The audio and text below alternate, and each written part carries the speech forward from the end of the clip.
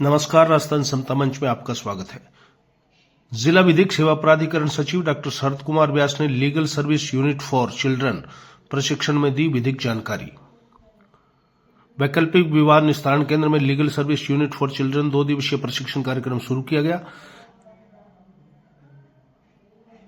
इस अवसर पर नालसा स्कीम 2024 योजना के लिए legal service unit for children का गठन किया गया। इसी क्रम में बच्चों को कानूनी सहायता प्रदान करने तथा legal service unit for children scheme को धरातल पर 100% क्रियान्वित करने के लिए दिशा निर्देशों सहित जे एक्ट, पॉक्सो एक्ट व पीड़ित प्रतिकार स्कीम के बारे में विस्तृत रूप से जानकारी दी गई।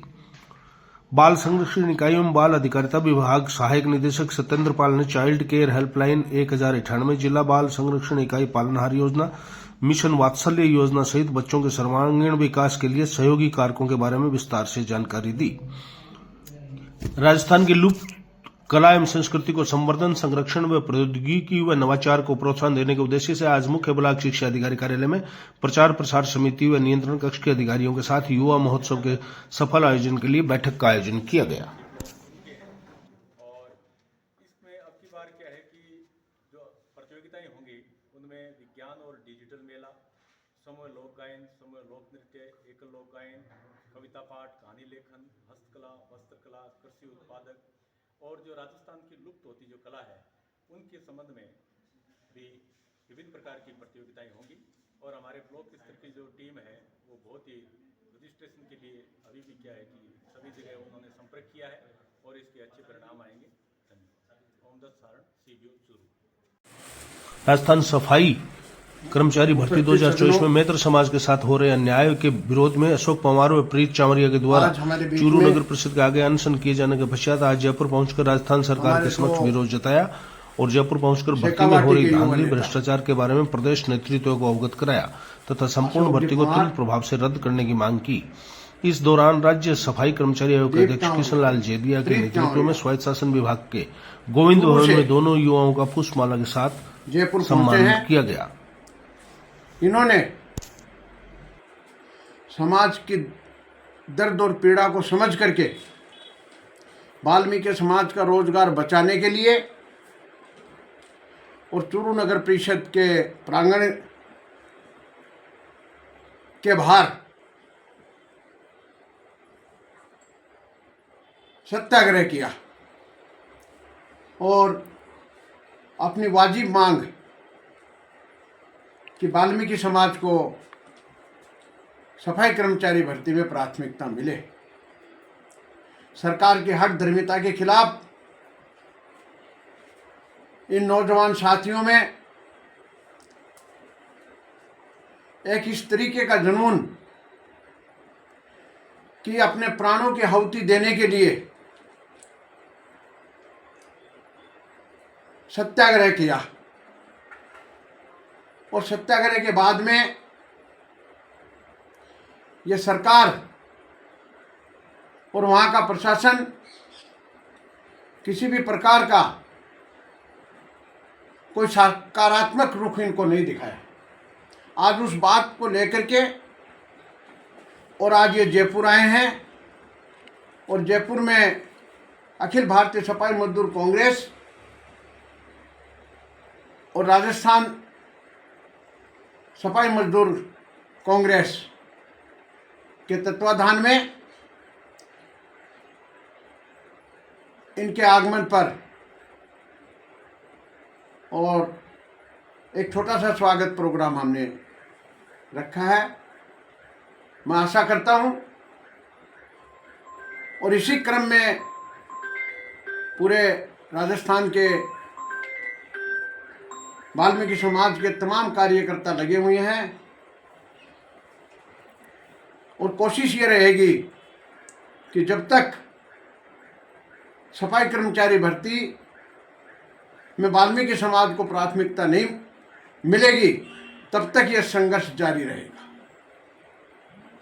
जय हिंद, जय भारत। हिंदू समाज के साथ बांग्लादेश में हो रहे अत्याचार के विरोध में बुधवार दोपहर में सर्व समाज के लोगों ने अम्बेडकर प्रतिमा स्थल के पास धरना देकर प्रदर्शन किया।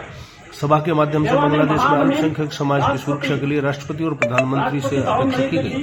संत सौरभनाथ के सानिध्य में हुई सभा में वक्ताओं ने कहा कि हिंदू समाज का बांग्लादेश के विकास में न केवल बड़ा योगदान है, बल्कि ये सभी धर्मों के लोगों के साथ मिलजुल कर रह रहा है।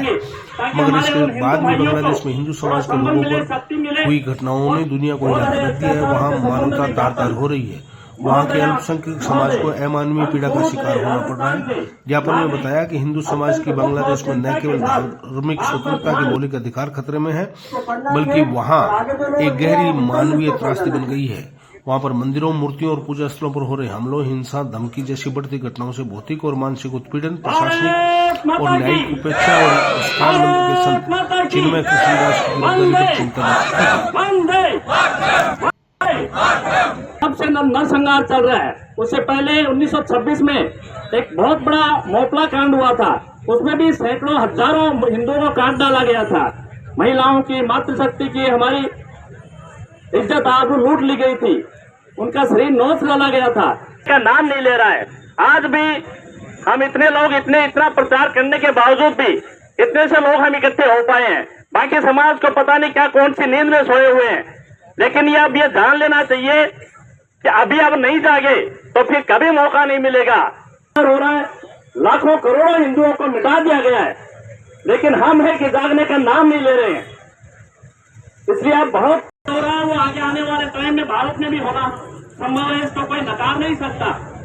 इसलिए आज हम इकट्ठे हुए, आशा है कि इस धरना प्रदर्शन को आज सर्व हिंदू समाज चूरू के द्वारा बांग्लादेशी कट्टरपंथियों के द्वारा कई महीनों से बांग्लादेश के हिंदुओं पर, हिंदू माताओं बहनों पर, हिंदू मठ मंदिरों पर जो बर्बरतापूर्वक अत्याचार हो रहे हैं, उनके विरोध में पूरे भारतवर्ष में नहीं, पूरी दुनिया के हिंदुओं में आक्रोश है। उसी आक्रोश के तहत बांग्लादेश की सरकार को भी और भारत की सरकार को बांग्लादेश की सरकार पर दबाव बनाने के लिए आज का यहाँ पर सर्व हिंदू समाज के द्वारा ये ज्ञापन देने का कार्यक्रम था।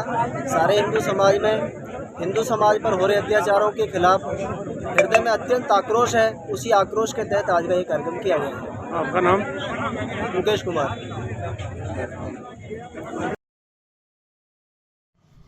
राष्ट्र के लिए सीमा पर बहादुरी से लड़ने वाले देश के जाबाज सैनिकों का सम्मान पर्व सशस्त्र सेना झंडा दिवस 7 दिसंबर को मनाया जाएगा।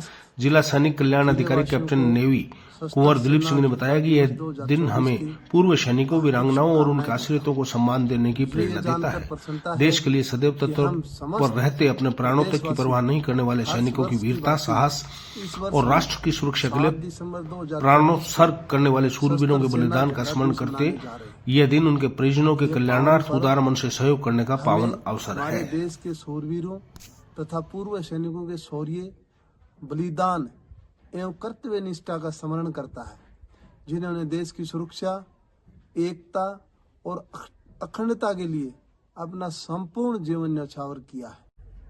हमारे देश के रणबांकुरों ने अपनी शौर्य गाथाओं से ऐसी अमिट छाप छोड़ी है जो इतिहास के स्वर्णिम अक्षरों में दर्ज है।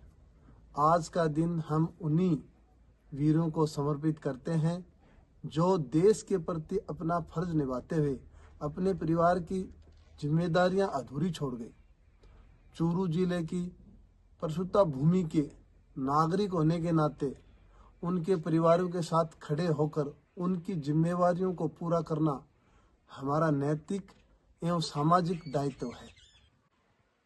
मेरी आपसे विनम्र अपील है कि इस पावन पर्व पर देश के वीर सपूतों एवं उनके परिवारों के प्रति सम्मान एवं सम्मान प्रदान करने के लिए उनके कल्याणार्थ यथासंभव अधिकाधिक आर्थिक सहयोग के लिए आगे आए।